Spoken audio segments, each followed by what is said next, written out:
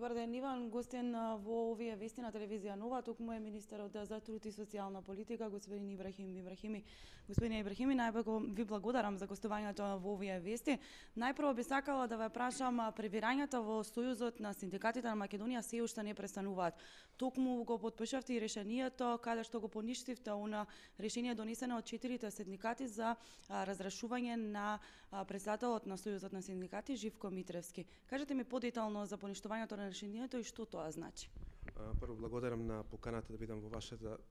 гостин на вашата телевизија и можност да објасниме што претходно се случувало од страна на поранешна техничка министерка Ременска. Бидејќи евидентно дека во претходниот период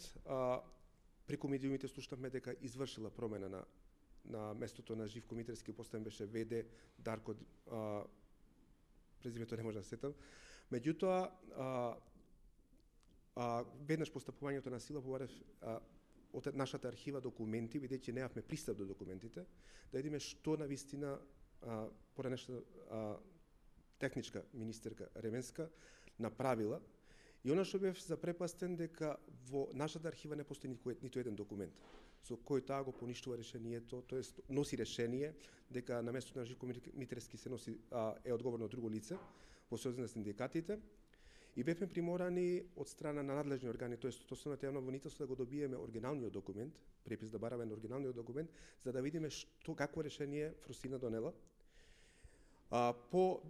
доставувањето на писмото на Сојузот на синдикатите, каде што утврдивме, значи, со нашите вработени, кои што се навистина професионални во овој дел, утврдивме дека од 17 синдикати, значи од гранкови синдикати, само 4 барат промена на председателот Живко Митревски, додека 13 други застана на негова страна и констатиравме дека решението на Фросина Ременска е незаконско и содржи големи пропусти, фалсификација буквално направен, и затоа одлучивме, јас како министер за труд и социјална политика одлучив да го поништам тоа решение на Фросина Ременска и да донесем решение со кое што Живко Митревски останува на чело на Сојузот на синдикатите на Македонија. Евидентно е дека е направен пропуст и надлежните органи ќе мора да, тоест Основното јавно обвинителство ќе делува во насока на заштита на законите, бидејќи дефинитивно овде направена класична злоупотреба на законот и на позицијата од страна на поранешната техничка министерка. Каква е состојбата со Центарот за социјални работи во Валандов? Евидентиран сум токму од директорот на Центарот за социјални работи дека испратен допис на 39 за промена на печката на нафта со пелети, бидејќи во објектот во Валандово се вршеше конструкција на објектот и тие беа надвор од објектот буквално одреден период, за да едноставно им се создадат подобри услови за работа. Но информиран сум од директорот дека од 39 воопшто не е одговорено на нивното барање, за да на 22.11 каде што барал пренамена на средства, наместо со нафта се грее со пелети, им било одговорено негативно од страна на Министерството за труд и социјална политика, иако значи и заклучици на владата и одредени проекти се во насока токму на замена на печките на кои што се на нафта и котлите на нафта со пелети, за да едноставно имаме поекономично и помалку да се загадува колината. И проектот на владата токму во оваа насока се да што повеќе се користат пелетите, бидејќи не ја загадувате колината. Значи, буквално имавме затајување на институциите, на барање на центрите за социјална работа, а токму тоа се случуваше во време на поранешна техничка министерка.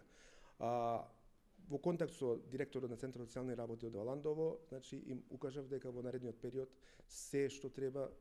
ќе биде одобрено од наша страна со цел